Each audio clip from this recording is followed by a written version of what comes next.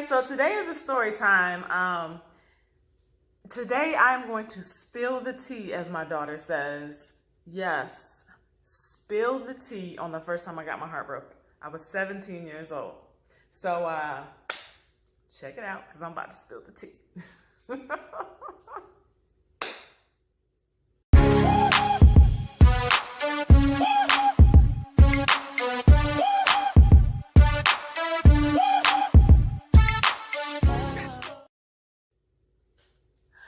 So I was in the car with my mom, and we were just driving around. I forgot what we were doing that day. It's amazing how I don't remember what we were doing on that day, because this was like a definite milestone in my life. Anyway, so we're driving around, and my mom says, isn't that, and I looked again, and I saw his car. And I said, well, that's strange, because he told me that he was going to the library to work on a project. So I says, no. Being naive, I said, no, Mom, that's not him. That's just somebody in a car like his, but that's not him. She says, no, honey, I think that's him. Look again. Look closer. You know, deep down inside, I'm saying, no, Mom, I don't want to look closer, because if it is, I am going to have a heart attack in the car, okay? So she's like, no. Let me get up a little closer. I was like, Ma, don't get up closer. What are you doing? No, just don't. She was like, no, that's him. Look again. That's him. That is definitely his car, and that is definitely him driving. So I'm looking, and I looked again. What do you know? Somebody was not at the library like they said they were supposed to be doing, working on a project. Instead, Wendy's. Yeah. So my mom said, well, wait a second.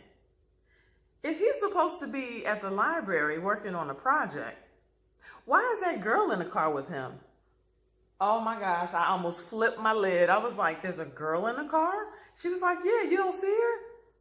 My heart must have jumped from my chest down to my panties, honey. Yes. I said, well, wait a second. You know, here I am about to start crying, and I didn't even see the girl in the car yet, but my heart is like, boom, boom, boom, boom, boom, boom, boom. You know, I'm trying to pick my heart from down here and put it back in my chest, but I can't feel my hands. And I'm sitting there like, I'm rocking back and forth, and I'm like, please don't let him be in there with another girl. He's supposed to be at the library. So all these emotions are going through my body. My mom said, oh, let me pull over here real quick. So she pulls over, and she was like, look. So I'm thinking, I don't want to look. I didn't look enough, right? She says, no, look. They're getting Frosties. Really? I love Frosties. Like, seriously? He used to take me to Wendy's like all the time to get Frosties, but now he's giving this other girl some Frosties. Really? So now, I mean, if I could have taken a picture of what my hair looked like because of how I felt, it felt literally like all my hair was like standing up on top of my head, and I'm just standing there just looking like, yes, honey. I was too through, okay? So my mom pulls over, and she was like, oh, should we follow him? And I'm thinking, follow him? I didn't see enough. I don't want to follow nothing. I am truly upset. Like, follow him? What? She says, no, I think we should follow him and see where they're going. Of course, since I'm on the passenger side, I have no other choice but to sit there and to follow them. So my mom is driving, you know, playing like Inspector Gadget. So I'm like, Mom, you're getting too close. He's going to know that that's you. She's like, oh, no. He's not going to know this is me. So she like pulls over, lets a couple more cars go past, and then she jumps back in line. And now we're on the trail, okay? On the hunt, basically. On the hunt. So anyway, we get to his street. And I'm like, wait a second. He is taking her to his parents' house? Like, what in the world? What is going on? You know, me being naive, I'm like, no, he has to be taking her home. My mom says, no, honey, this is his street. Like I couldn't read the street sign and like I didn't know which street we were going down. Wasn't his.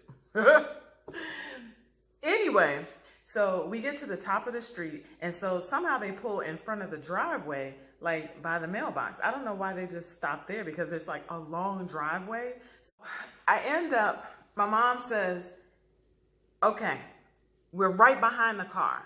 So he knows that my mom is right behind the car and I'm sitting in the passenger seat. So neither one of them get out of the car. They're just sitting there like, I guess, deer in the headlights. So my mom looks at me and she says, okay, when you get out of the car and you walk up to the car, if you think you're going to do something crazy, look back at the car and look at me. And I'm thinking, how is that going to help me if I want to do something crazy to look back at you? So I'm thinking this, but I don't say it because I'm really upset and I'm trying to figure out, you know, what I can do with all my emotions that I feel because I don't know what to feel. This has never happened to me before, you know. Okay, so I get out of the car, right? I don't even remember actually closing the car door and walking up to the car. I remember I approached it from the passenger side. So now I'm on the side where the girl that took my Frosty is sitting on. Yes. So I get to the car door and I just looked at her and I couldn't believe this is the same girl that knew we were going out, but she just had to have what I had, right? She just couldn't have her own. There, you know, telling her, roll the window down. Roll the window down. She's just looking at me like she is not about to roll the window down. So of course, you know, I have like all this rage pinned up because I'm so upset. I've never been this upset ever in my life. So what do I do next? I look over at my mom, right? And she's like it was like slow motion. No.